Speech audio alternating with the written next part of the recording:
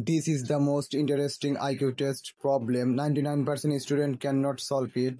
Can you solve this? How to solve this question? Please comment your answer. Please subscribe to the channel for more videos like this. First of all, if I multiply 1 times 4, it will be 5. 1 times 4 plus 1, it will be 5.